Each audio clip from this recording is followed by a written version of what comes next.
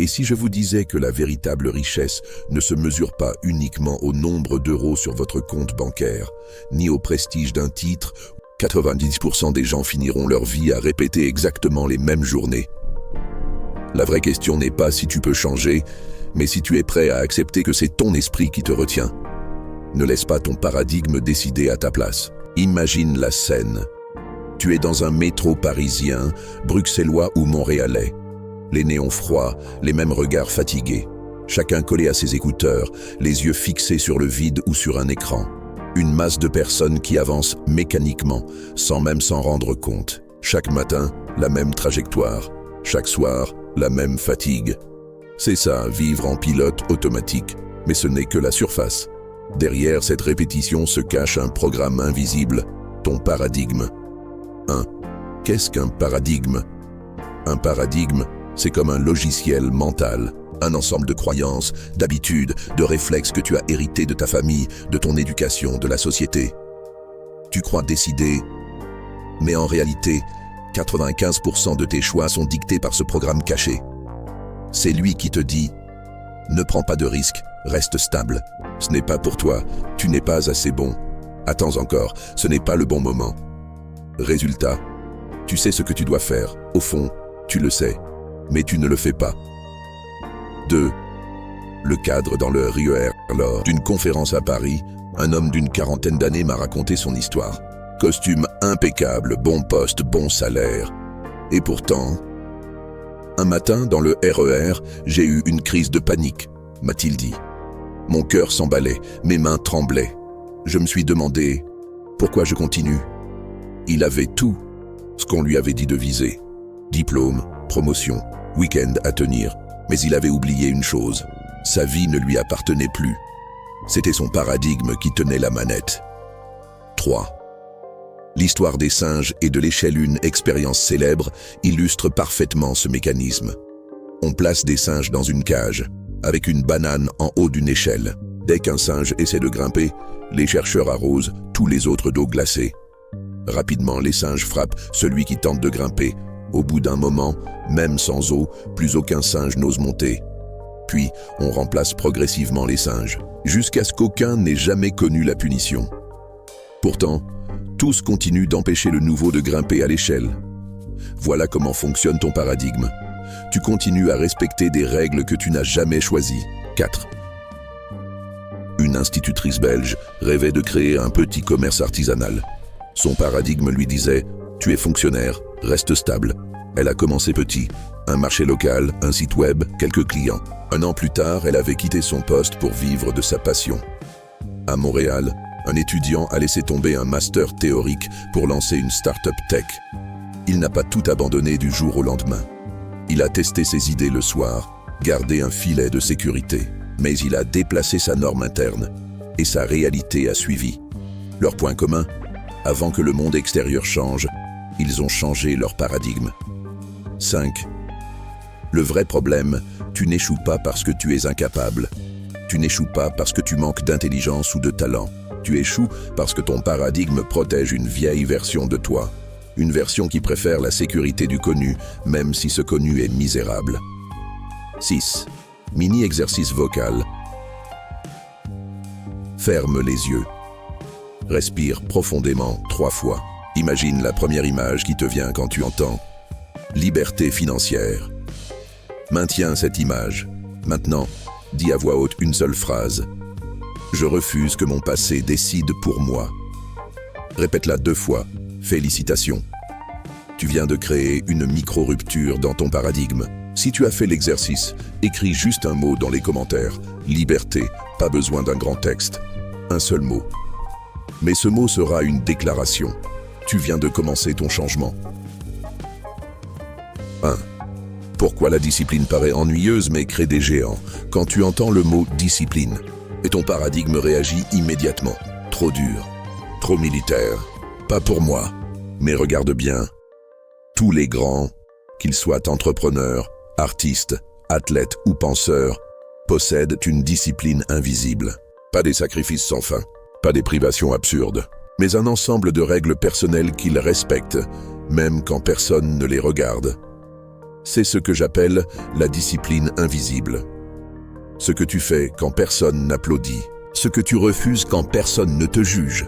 Ce que tu répètes alors que personne n'y croit encore. 2. L'exemple d'Elisabeth, la routine cachée Elisabeth, une entrepreneuse canadienne dans le secteur de la formation en ligne, m'a confié. Chaque matin, avant d'ouvrir mes mails, j'écris 3 objectifs précis pour la journée. Je ne commence rien tant que je n'ai pas décidé de ce qui compte vraiment. Ce rituel ne lui prend que 5 minutes. Mais multiplié par 365 jours, ça lui donne 1095 actions alignées chaque année. Résultat, en 2 ans, elle a multiplié son chiffre d'affaires par 4. Pas de secret magique, juste une discipline invisible. 3. L'histoire de Victor Hugo. Enfermé pour créer N 1830, Victor Hugo devait remettre Notre-Dame de Paris à son éditeur. Mais il procrastinait. La date limite approchait. Alors il a trouvé une méthode radicale. Il a demandé à son domestique de cacher tous ses vêtements. Pendant 6 mois, Hugo n'avait qu'une tunique de maison. Impossible de sortir. Résultat, il restait enfermé à écrire. Sa discipline invisible a donné naissance à un chef-d'œuvre qui a traversé les siècles. 4. L'analogie avec le sport. Imagine un athlète de haut niveau. On le voit briller pendant 9 secondes aux Jeux Olympiques. Mais ce que personne ne voit, ce sont les 10 ans de réveil à 5 heures du matin, les milliers d'entraînements douloureux, les repas mesurés au gramme près. Ce qui est visible, la victoire, n'est que la pointe de l'iceberg. Ce qui est invisible, la discipline, est la vraie fondation. 5. La règle des 5 minutes. Voici une clé pratique que tu peux appliquer dès aujourd'hui. La règle des 5 minutes. Décide chaque jour d'une action simple que tu peux faire en moins de 5 minutes, mais qui construit ton futur. Lire une page d'un livre de finances personnelles. Écrire une idée pour ton futur projet. Épargner 5 € dans un compte séparé. Faire 20 pompes. La discipline invisible, c'est ça. Commencer petit, mais ne jamais rater un seul jour. 6. L'histoire d'Habib. La transformation par la constance. Habib, un jeune Français de banlieue, voulait devenir coach sportif, mais son entourage se moquait de lui. Tu crois que tu vas réussir? Fais comme tout le monde, trouve un boulot sûr. Habib a décidé d'ignorer. Il a commencé par filmer un seul exercice chaque jour et le publier sur Instagram. Pas de caméra pro, pas de décor, juste un téléphone. Au début, personne ne regardait. Puis peu à peu, 50 vues, 200 vues, 1000 vues. Aujourd'hui, il vit de son métier. Pas grâce à un coup de chance, grâce à une discipline invisible, publiée tous les jours pendant 3 ans. 7. Mini-exercice vocal. Prends un instant. Respire profondément, ferme les yeux et demande-toi: quelle est la petite action que je peux répéter chaque jour sans jamais faillir? Choisis-en une, rien qu'une. Maintenant, dis-la à voix haute. À partir d'aujourd'hui, je m'engage à action choisie. Exemple, à partir d'aujourd'hui, je lis une page chaque soir. À partir d'aujourd'hui, je mets 1 € de côté chaque jour. À partir d'aujourd'hui, je fais 10 pompes chaque matin. Voilà ta première pierre. C'était à subtil écrit dans les commentaires. Une action. Pas besoin de détails. Juste une action. Ce sera ta promesse publique, ton premier pas vers une discipline invisible. Et si tu veux recevoir les prochains chapitres pour bâtir ton mental de vainqueur, abonne-toi dès maintenant. C'est gratuit, mais l'impact peut changer ta vie. 90% des gens répètent la même vie. Ne laisse pas ton paradigme décider à ta place. On croit souvent que nos vies basculent uniquement à cause de grandes décisions. Choisir son diplôme, lancer son entreprise, accepter un mariage, quitter son emploi. Ces choix sont importants, c'est vrai. Mais la réalité, c'est que ton destin ne dépend pas seulement d'eux. Ton destin se joue dans l'invisible, dans ce que j'appelle les micro-décisions. 2. Le piège du « ça ne compte pas ». Chaque jour, tu prends des centaines de micro-décisions. Snoozer, ou se lever dès la première alarme. Lire un chapitre ou scroller encore 1 heure. Cuisiner sain ou commander une pizza. Mettre 5 € de côté ou dire « ce n'est pas grand-chose ». Le problème, ton cerveau te répète « ce n'est rien, ça ne change pas ma vie ». Mais additionne ces choix. 1 jour, 1 semaine, 1 an. Et soudain, tu te rends compte que tu n'as pas seulement pris une décision, tu as tracé une trajectoire. 3. L'histoire de Warren Buffett. Accumuler les choix invisibles. Warren Buffett, L'un des investisseurs les plus respectés au monde raconte souvent « Je n'ai jamais fait un seul coup de maître. J'ai juste pris des milliers de petites décisions cohérentes. » Il a commencé à investir à 11 ans, pas des millions, quelques dollars, mais il a continué chaque jour, sans jamais dévier.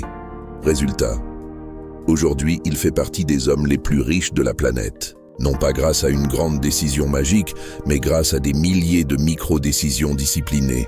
4. Exemple du sportif amateur. Un homme décide de courir 10 minutes par jour. 10 minutes seulement. Au bout d'une semaine, il se sent ridicule. Ça ne sert à rien, pense-t-il. Mais au bout de 6 mois, il a perdu 8 kilos. Au bout d'un an, il court un semi-marathon. Au bout de 5 ans, il inspire d'autres à changer leur vie. Tout ça à cause d'une seule micro-décision répétée. 5. La mécanique cachée des micro-décisions. Pourquoi ces petites décisions comptent-elles autant? Parce qu'elles créent un effet cumulé. Ce qui paraît invisible aujourd'hui devient massif demain. Une identité. Chaque micro-décision renforce la personne que tu deviens. Un effet domino. Une bonne décision en entraîne une autre. Quand tu dis « je lis une page », tu renforces l'identité. « Je suis quelqu'un qui lit ». Quand tu dis « je fais 10 pompes » et tu installes l'identité. « Je suis quelqu'un qui prend soin de mon corps ». Petit à petit, ces micro-décisions redessinent ta vie entière. 6. Mini-exercice guidé. Ferme les yeux. Respire profondément. Demande-toi, quelle est la micro-décision qui, répétée chaque jour pendant 1 an, pourrait totalement changer ma vie? Ne cherche pas grand. Cherche simple. Appeler un client par jour. Lire 10 minutes par soir. Dire non à une distraction par jour. Écris ta réponse dans un carnet. Pas demain, maintenant. 7. L'histoire d'Aïcha, la micro-décision de la lecture. Aïcha, étudiante sénégalaise, rêvait d'entreprendre mais se sentait perdue. Elle a pris une seule micro-décision, lire 15 minutes chaque soir. 1 an plus tard, elle avait lu 25 livres. 2 ans plus tard, elle a lancé sa première start-up. Aujourd'hui, elle donne des conférences dans toute l'Afrique de l'Ouest. Tout ça a commencé par 15 minutes par jour. Écris en commentaire ta micro-décision du jour. Une seule. Ne sous-estime pas ce geste. En l'écrivant publiquement, tu plantes une graine qui grandira sous les yeux des autres. Et si tu veux continuer à découvrir comment transformer ta vie par la discipline et les choix invisibles, abonne-toi maintenant. Chaque nouvelle vidéo sera ton rappel. Ton futur se construit dans l'invisible. Ce ne sont pas les grands choix qui dessinent ta vie, ce sont les micro-décisions répétées chaque jour. L'ennemi invisible. Si je te demandais quel est le plus grand obstacle qui empêche les gens de réaliser leurs rêves, tu me dirais peut-être le manque d'argent, le manque de temps ou le manque d'opportunités. Mais en réalité, l'ennemi est souvent bien plus sournois. C'est le regard des autres. Cette peur invisible te paralyse. Tu n'oses pas publier ton idée. Tu n'oses pas dire ce que tu penses. Tu n'oses pas sortir du cadre. Pas parce que tu n'en es pas capable, mais parce que tu imagines déjà les rires, les critiques, les jugements. 2. Le mécanisme psychologique. La peur du jugement vient d'un réflexe profond, le besoin d'appartenance. Nos ancêtres savaient qu'être rejetés par leur tribu signifiait souvent la mort. Aujourd'hui, nous ne risquons plus de mourir si quelqu'un se moque de nous. Mais notre cerveau, lui, continue de réagir comme si c'était vital. C'est pourquoi un simple commentaire négatif peut parfois nous faire douter de tout. 3. Exemple de Victor Hugo, l'audace face au ridicule. Victor Hugo, quand il a écrit Les Misérables, a été la cible de moqueries et de critiques féroces. Beaucoup le traitaient d'idéologue naïf, d'homme déconnecté de la réalité, mais il a persisté, il a publié. Résultat, son œuvre a traversé les siècles. Imagine s'il avait cédé à la peur du jugement. Le monde n'aurait jamais connu l'un des plus grands romans de la littérature française. 4. L'histoire moderne, l'entrepreneur critiqué plus récemment, regarde Elon Musk. Pendant des années, on l'a traité de fou. Envoyer des fusées dans l'espace. Impossible. Des voitures électriques rentables. Une blague. Aujourd'hui, ces mêmes critiques observent ses succès. Ce qui paraissait absurde hier est devenu évident aujourd'hui. Musk a simplement compris une chose. Les critiques ne sont pas des jugements sur ta valeur. Ce sont des projections des limites des autres. 5. La clé.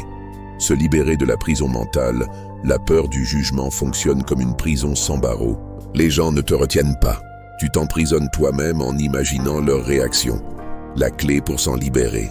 Accepter que les critiques sont inévitables. Comprendre qu'elles parlent plus des autres que de toi. Te rappeler que chaque personne qui a marqué l'histoire a été critiquée. 6 mini-exercices guidés. Ferme les yeux. Pense à une action que tu n'oses pas entreprendre à cause du regard des autres. Ça peut être publier ton projet, oser demander une promotion, lancer ta chaîne, changer de carrière. Visualise maintenant 2 scénarios. Tu agis malgré la peur. Les gens parlent, mais tu avances. Tu n'agis pas. 10 ans passent. Tu es resté au même point. Lequel de ces 2 futurs est le plus douloureux? La peur du jugement est forte, mais elle n'égalera jamais le regret de n'avoir rien tenté. 7. L'histoire d'Élodie. Briser le silence. Élodie, une jeune Québécoise passionnée par le dessin, n'osait jamais partager ses croquis. Elle craignait qu'on se moque. Un jour, elle a décidé de publier un simple dessin sur Instagram. Oui, elle a reçu quelques critiques, mais elle a aussi reçu des messages de soutien inattendus. 1 an plus tard, ses œuvres étaient exposées dans une galerie locale. Tout ça parce qu'elle a pris une décision. Oser malgré la peur. Écris en commentaire. Quelle est la chose que tu n'oses pas encore faire à cause du regard des autres? Je veux que cette vidéo devienne ton engagement public. Et si tu veux rejoindre une communauté qui avance malgré les critiques, abonne-toi dès maintenant. Ici, on ne juge pas, on bâtit. La peur du jugement est une illusion. Le regret de n'avoir rien tenté, lui, est bien réel. Le rappel essentiel depuis le début de cette série, tu as entendu plusieurs vérités. Ton esprit fonctionne sur un paradigme invisible qui répète ta vie en boucle. Les grands esprits n'étaient pas des génies innés, mais des êtres humains qui ont su mettre en place une discipline invisible. Tes micro-décisions quotidiennes façonnent ton futur plus que tes grands rêves. Et surtout, la peur du jugement est un mirage qui enferme plus de vie que n'importe quelle prison. La question maintenant est simple. Que fais-tu de ce que tu viens d'entendre? 2. Le choix que tu as devant toi, il y a 2 routes devant toi. La première, tu fermes cette vidéo, tu reprends ta journée et tu continues comme avant. Rien ne change. Tu restes en pilote automatique. 10 ans passent. Et tu te demandes encore pourquoi rien ne s'est produit. La seconde, tu prends une micro-décision ici et maintenant. Pas une révolution, pas un changement dramatique. Une seule action qui prouve à ton esprit que tu refuses de rester prisonnier du paradigme. Ça peut être écrire un commentaire, partager la vidéo, t'abonner à cette chaîne, ou surtout, commencer aujourd'hui le premier pas vers ton projet. 3. La puissance de l'engagement public. Les études en psychologie comportementale sont claires. Un engagement public augmente de plus de 65% la probabilité de réussir ce que tu entreprends. Pourquoi? Parce qu'une fois que tu as déclaré ton intention devant d'autres, ton cerveau déteste la contradiction. Il veut aligner tes actions avec tes paroles. Alors fais un test simple. Écris en commentaire « Je choisis le changement ». Un seul geste. Un signal que tu n'es plus spectateur mais acteur. 4. Un message universel, que tu sois à Montréal, Bruxelles, Genève, Paris, Dakar ou ailleurs. La vérité est la même. Les frontières, les diplômes, les circonstances importent moins que ce que tu décides aujourd'hui. Le monde est rempli de personnes qui avaient moins que toi et qui ont fait plus. Pourquoi? Parce qu'elles ont décidé de dire oui à elles-mêmes et non à leur passé. 5. Mini-exercice final. Ferme les yeux. Visualise-toi dans un an. Imagine que tu as fait ce premier pas aujourd'hui. Pas un miracle, pas une révolution. Un pas. Quel est ton regard? Plus de confiance? Quel est ton rythme? Plus de fluidité? Qu'est-ce qui a changé autour de toi? Retiens cette image, parce que c'est elle que tu vas commencer à construire dès maintenant. Si ce message t'a parlé, je t'invite à t'abonner à cette chaîne, pas pour ajouter une cloche de plus dans tes notifications, mais pour rejoindre une communauté francophone qui avance ensemble, qui refuse la médiocrité et qui choisit chaque jour de créer plutôt que de subir. Ici, tu ne trouveras pas de théories fumeuses, mais des principes que tu peux appliquer dès aujourd'hui. Chaque vidéo est une pierre posée sur ton chemin vers plus de liberté, plus de discipline et plus de sens. Alors, abonne-toi, parce que ton esprit mérite ce carburant. Et je vais terminer comme j'ai commencé. 90% des gens finiront leur vie à répéter exactement les mêmes journées. La vraie question n'est pas si tu peux changer, mais si tu es prêt à accepter que c'est ton esprit qui te retient. Ne laisse pas ton paradigme décider à ta place.